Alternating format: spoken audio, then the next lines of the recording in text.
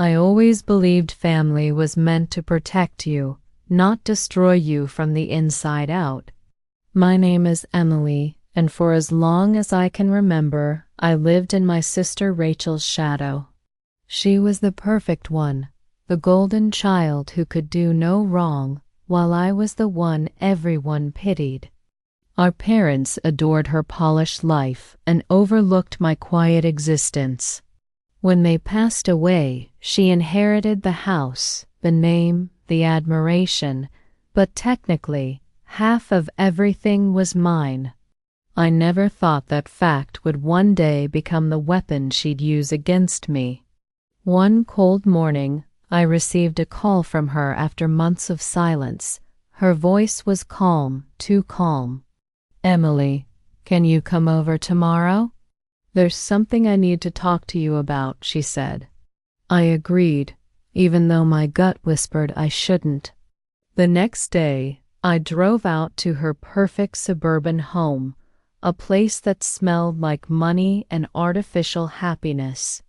She opened the door wearing a designer dress, holding a glass of wine, her smile sharp enough to cut glass. "You look tired," she said, scanning me from head to toe. "Still working those long hours?" I nodded, ignoring the sting in her tone. We sat in her pristine kitchen, and after a few moments of small talk, she dropped her bomb. "I'm selling Mom and Dad's old house. I already talked to an agent. The market's great right now." My heart froze. That house wasn't just property. It was our childhood, the last piece of them I had left. "Rachel, you can't sell it without me," I said quietly. "We both own it." She smiled, the kind of smile that didn't reach her eyes. "That's why I called you." Her voice was smooth, but her eyes told the truth. She wanted control, not cooperation. "I'm not signing anything," I said. "That house means something to me." She laughed softly. "Emily, don't start. You never cared about that place." I met her gaze. "It's not about the house. It's about respect." Her smile vanished. "You always do this," she snapped. "You turn everything into drama so you can feel relevant." The words hit like a slap. That was Rachel, always reminding me I was the lesser sister, the mistake. I stood up to leave, but she grabbed my wrist gently, her nails digging in just enough to hurt. "You'll regret this," she whispered. I walked out without looking back, but my mind wouldn't stop spinning. Why was she so desperate? Why now? Over the next few days, I found out why. I received an email from a lawyer stating that Rachel had already started filing paperwork to sell the house without my consent. She had forged my digital signature. My stomach turned as I scrolled through the documents. She was willing to lie, cheat, and erase me to get what she wanted. That night, sitting alone in my apartment, anger and sadness twisted inside me like fire and ice. My sister had called me a burden my whole life, and now she was proving it. But what she didn't know was that I had my own strength, quieter, slower, but sharper than she'd ever imagine. I wasn't going to let her win. Not this time. The next morning, I couldn't focus on anything. My hands shook as I held my coffee, replaying Rachel's words in my head like a song I couldn't turn off. "You'll regret this." It wasn't just a warning, it was a promise. By the third day, I received a call from the real estate office. "Hi, is this Emily Parker?" the agent asked. My heart stopped. "Yes," I said, trying to sound calm. "We just need your confirmation about the final offer on your parents' property," she continued cheerfully. "We're closing this Friday." My blood ran cold. "There must be a mistake," I said, gripping the phone tighter. I never agreed to sell that house. There was silence. Then the agent replied carefully, "But your signature is on the paperwork, Miss Parker. Both of them." My throat went dry. "Can you send me the documents?" When the email came, I opened it and felt my world tilt.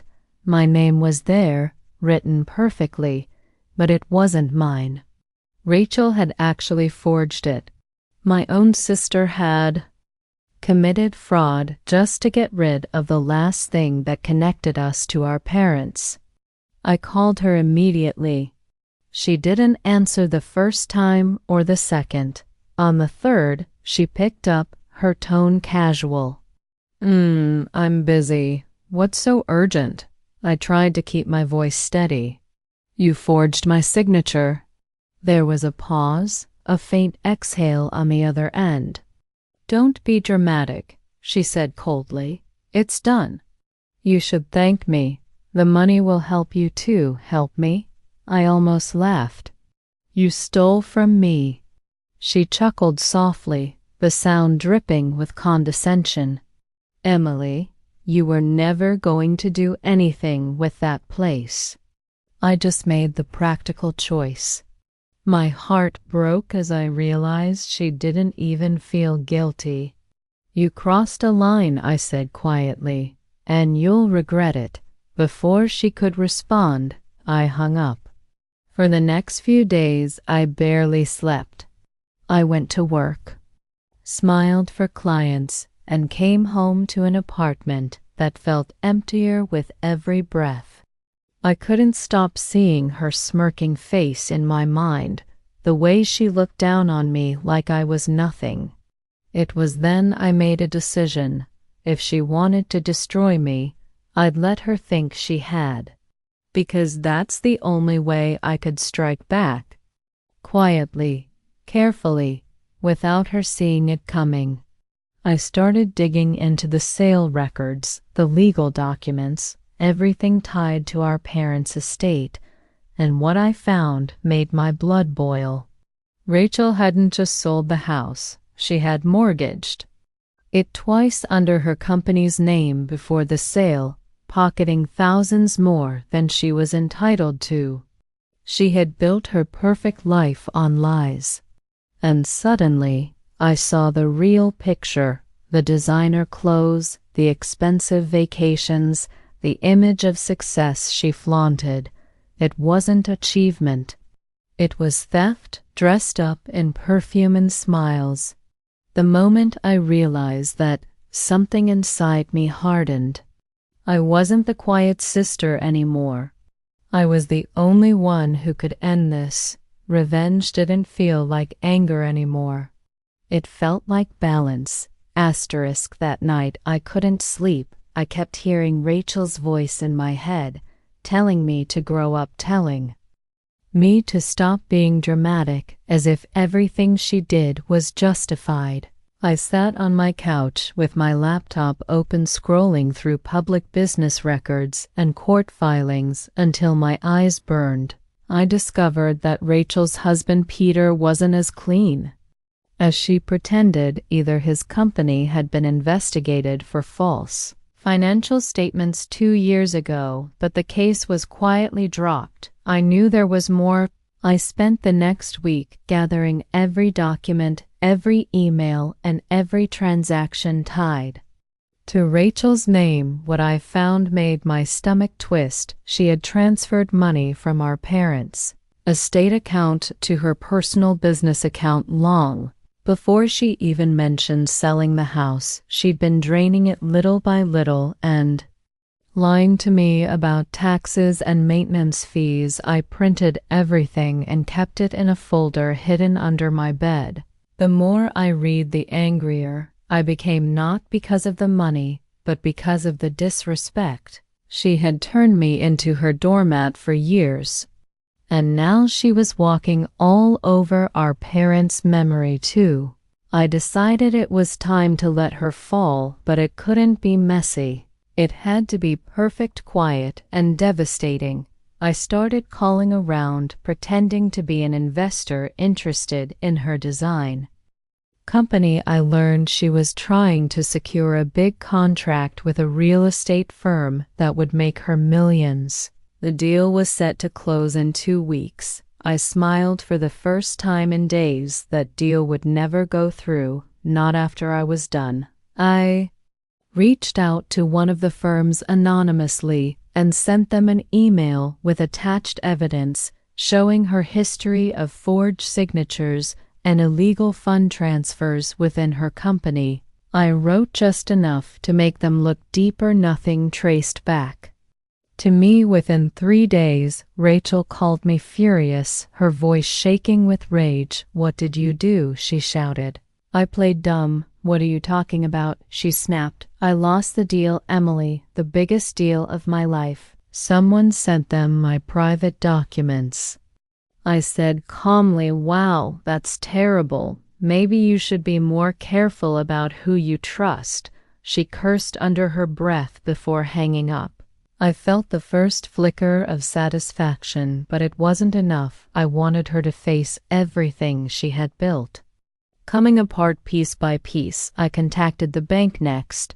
I pretended to be verifying the estate's records and requested a report of all past transactions. Once I had it, I submitted an anonymous complaint to the state tax board about potential fraud tied to her business name. It wasn't long before she called again. This time her voice was trembling. "Emily, I need your help," she said. "The bank froze my account.